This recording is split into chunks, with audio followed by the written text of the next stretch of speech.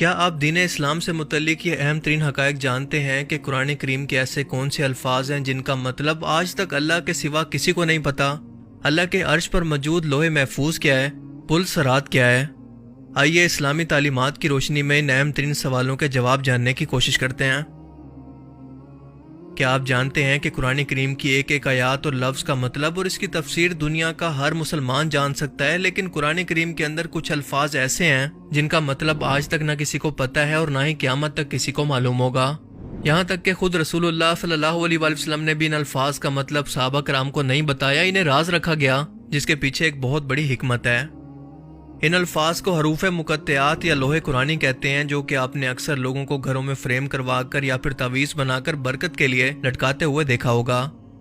یہ الفاظ اللہ اور اس کے رسول کے درمیان ایک کوڈ ورڈنگ ہے جن کا مطلب امت کو نہیں بتایا گیا، جبکہ بہت سارے علماء کرام یہ اندازہ لگاتے ہیں کہ ان الفاظ کے اندر قیامت کے دن محمد صلی اللہ علیہ وآلہ وسلم کی امت کے لیے خوشخبریاں چھپی ہیں جو کہ قیامت کے دن ان کے کام آئیں گی، لیکن اگر انہیں دنیا کے اندر یہ بیان کر دیا جاتا تو شاید لوگ آخرت کے لیے اتنی محنت نہ کرتے جتنا کہ آج جہنم اور اللہ کے خوف سے کرتے ہیں۔ جیسا کہ میں نے پہلے کہا کہ یہ علماء کرام کے اندازے ہیں اور ہر فرقے کے علماء کرام اس کا الگ الگ مطلب نکالنے کی کوشش کرتے ہیں، جو کہ ٹھیک نہیں ہے، اور کوئی بھی شخص قیامت سے پہلے یہ کوڈ ورڈنگ نہیں جان سکتا کہ آخر ان الفاظ کا مطلب کیا تھا، یہ واقعی میں کوئی خوشخبری ہے یا پھر کوئی وعید یا کوئی وارننگ، واللہ عالم۔ آج تک آپ نے یقیناً لوح محفوظ کا نام تو ضرور سنا ہوگا، اور لوح محفوظ وہ تختی ہے جس پر ساری کائنات کی تقدیر اور قیامت تک ہونے والے تمام معاملات کا علم پہلے سے لکھا ہوا ہے۔ اس علم میں اللہ پاک جس کو جتنا چاہتا ہے عطا فرماتا ہے، اور لوح محفوظ انسانوں کی پہنچ سے دور ہے سوائے فرشتوں کے۔ یہ اللہ کے عرش کے پاس محفوظ ہے جس پر مکمل قرآن پاک درج ہے۔ دنیا و کائنات کی کوئی بھی مخلوق نہ اس میں سے کوئی علم چوری کر سکتی ہے اور نہ اس کو تبدیل کر سکتی ہے، اور تمام آسمانی کتابیں نازل ہونے سے پہلے اسی لوح محفوظ پر لکھی ہوئی تھیں۔ صحیح بخاری میں بیان ہوتا ہے کہ اللہ نے اس کائنات کو بنانے سے پہلے اس کی تقدیر کے اندر جو کچھ قیامت تک ہوگا سب کچھ اس لوح محفوظ کے اندر لکھ دیا، اور اس کے بعد اس کائنات کو پیدا کیا۔ اور صرف حدیث کے اندر نہیں بلکہ قرآن کریم کے اندر بھی لوح محفوظ کا ذکر موجود ہے، اور سورہ البروج کے اندر بیان ہوتا ہے کہ یہ بزرگی والا قرآن ہے جو کہ لوح محفوظ کے اندر لکھا ہوا ہے۔ پھر سورہ الواقعہ کے اندر بیان ہوتا ہے کہ یہ قرآن عزت والا ہے جو کہ لوح محفوظ کے اندر موجود ہے، اسے صرف پاک فرشتے ہی چھو سکتے ہیں، نہ کوئی انسان اور نہ کوئی جن۔ انسانوں کا ہر چھوٹا بڑا عمل اس کے اندر لکھا ہوا ہے، اور یہ لوح محفوظ اللہ کے عرش کے پاس موجود ہے جو کہ سفید موتیوں سے بنی ہے، اور اس کے صفحات سرخ یاقوت کے ہیں، اس کے الفاظ اور اس کا قلم نور سے بنا ہے۔ ایک روایت میں ہے کہ اللہ تعالیٰ ہر روز 360 مرتبہ اس پر نظر فرماتے ہیں، تو کسی کو عزت دیتے ہیں تو کسی کو آزمائش میں ڈالتے ہیں، کسی کو رزق، کسی کو زندگی اور کسی کے لیے موت کا حکم دیتے ہیں۔ اس کی لمبائی آسمان اور زمین کے برابر ہے، جبکہ اس کی چوڑائی مشرق اور مغرب کے برابر۔ یہ اللہ کے عرش کے دائیں طرف بندی ہوئی ایک فرشتے کی گود کے اندر موجود ہے، جس کا ٹائٹل یہ ہے کہ اللہ کے سوا کوئی عبادت کے لائق نہیں، اس کا دین اسلام ہے، اور محمد صلی اللہ علیہ وآلہ وسلم اس کے بندے اور رسول ہیں۔ جو بھی شخص اللہ پر ایمان لائے گا، اس کے وعدوں کو سچا جانے گا، اس کے رسولوں کی اطاعت کرے گا، تو اللہ تعالیٰ اسے جنت کے اندر داخل کرے گا۔ اب تک آپ نے صرف یہی سنا ہوگا کہ انسان کو اس کے عمل کی بنیاد پر قیامت کے دن ہمیشہ کے لیے یا تو جنت کے اندر داخل کیا جائے گا یا پھر جہنم میں، لیکن یقیناً آپ یہ بات نہیں جانتے ہوں گے کہ یہ جنت اور جہنم کا سفر ایک پل کے ذریعے دنیا کے ہر انسان کو طے کرنا ہوگا۔ یہ ایک ایسا بال سے بھی زیادہ باریک اور تلوار سے زیادہ تیز پل ہوگا جو کہ جہنم کے اوپر موجود ہوگا، اور اسے پار کرتے ہی سامنے جنت کا دروازہ ہوگا۔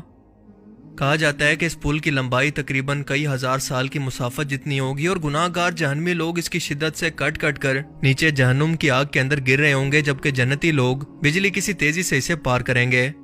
کچھ لوگ اپنے اعمال کی وجہ سے آہستہ آہستہ چل کر، تو کچھ لوگ رینگ رینگ کر بہت ہی تکلیف سے چل رہے ہوں گے۔ پل صراط کے دوسری طرف محمد مصطفیٰ صلی اللہ علیہ وآلہ وسلم جنت میں جانے کی بجائے اپنے امتیوں کے لیے اللہ کے حضور سجدے میں جا کر دعا کر رہے ہوں گے کہ اے اللہ میری امت، اے اللہ میری امت، اے اللہ میری امت کی خیر فرما۔ ذرا ایک لمحے کے لیے تصور کریں کہ وہ نبی رحمت جس کی اولاد کو اور اس کے گھر والوں کو ذبح کر دیا گیا، ان پر تشدد کیا گیا، خود مسلمانوں نے ان پر طرح طرح کی تکلیفیں ڈالی، لیکن وہ اپنی امت کے لیے دعا کر رہے ہیں کہ اے اللہ میری امت، اے اللہ میری مسلمان امت کو بچا لے، اور اللہ تعالیٰ آپ کی دعا کو قبول بھی فرما دے گا، سوائے ان لوگوں کے حق کے اندر جنہوں نے خود جنت کے اندر جانے سے انکار کر دیا، یعنی کافر اور مشرکین۔ حضرت ابو سعید خدری رضی اللہ تعالیٰ عنہ سے روایت ہے کہ ہم صحابہ کرام رسول پاک صلی اللہ علیہ وآلہ وسلم کی خدمت میں حاضر ہو کر سوال کرتے ہیں کہ اے اللہ کے رسول، یہ پل صراط کیا ہے؟ آپ صلی اللہ علیہ وآلہ وسلم نے فرمایا کہ یہ ایک پھسلن والا پل ہے جس پر لوہے کے کانٹے اور کانٹے دار بیج ہیں جو کہ ایک طرف سے چوڑا اور دوسری طرف سے تنگ ہے۔ اس کے سروں پر جھکے ہوئے کانٹے ہیں۔ رسول اللہ صلی اللہ علیہ وآلہ وسلم کی ان کانٹوں سے مراد وہ کانٹے تھے جو کہ عرب کے صحراؤں کے اندر آج بھی موجود ہیں۔ آپ نے فرمایا کہ نیک لوگ اس پل کو اتنی ہی تیزی سے پار کریں گے جتنی دیر کے اندر آنکھ جھپکتی ہے، اور کچھ لوگ بجلی کی سی تیزی سے، کچھ تیز ہوا، تیز گھوڑے یا پھر اونٹوں کی طرح تیزی سے گزریں گے، تو کچھ بغیر کسی نقصان کے محفوظ رہیں گے، کچھ لوگ خراشیں آنے کے بعد محفوظ رہیں گے، اور کچھ لوگ جہنم کے اندر جا کر گریں گے، اور آخری شخص اس پل پر گھسیٹ گھسیٹ کر گزرے گا۔ اب یہاں پر ایک انتہائی اہم سوال پیدا ہوتا ہے کہ کیا خود رسول پاک صلی اللہ علیہ وآلہ وسلم بھی اس پل صراط کو پار کر کے جنت کے دروازے پر پہنچے ہوں گے، اور کیا تمام انبیاء کرام کو بھی اسے ایسے ہی پار کرنا پڑے گا؟ اس کا جواب ہے کہ نہیں، کیونکہ ایک حدیث مبارکہ کے اندر بیان ہوتا ہے کہ اللہ کے رسول صلی اللہ علیہ وآلہ وسلم نے فرمایا کہ اللہ تعالیٰ 4 لاکھ لوگوں کو میری امت میں سے بغیر حساب کتاب کے جنت کے اندر داخل فرمائیں گے۔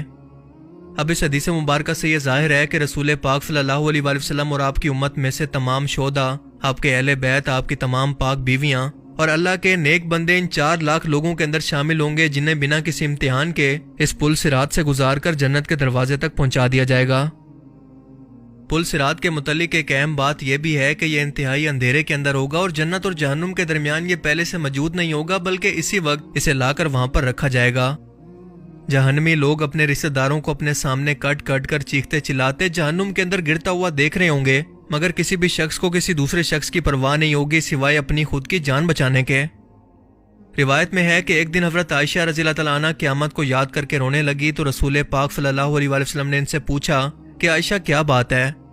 حضرت عائشہ نے فرمایا کہ مجھے قیامت یاد آ گئی۔ یا رسول اللہ، کیا ہم اپنے والدین کو وہاں پر یاد رکھیں گے؟ کیا وہاں پر ہم اپنے پیارے لوگوں کو یاد رکھیں گے؟ آپ صلی اللہ علیہ وآلہ وسلم نے فرمایا کہ ہاں یاد رکھیں گے، لیکن وہاں پر 3 مقامات ایسے ہوں گے جہاں پر کوئی بھی شخص کسی کو بھی یاد نہیں رکھے گا۔ نمبر 1، جب کسی کے نامہ اعمال تولے جائیں گے۔ نمبر 2، جب نامہ اعمال دیے جائیں گے۔ اور نمبر 3، جب لوگ پل صراط پر ہوں گے۔ یا اللہ ہمیں بھی ان خوش نصیب لوگوں کے اندر شامل فرما دیجئے جو کہ پل صراط کو آسانی سے پار کر لیں۔ اللہ تعالیٰ ہمیں سمجھنے کی اور نیک عمل کرنے کی توفیق عطا فرمائے۔ آمین۔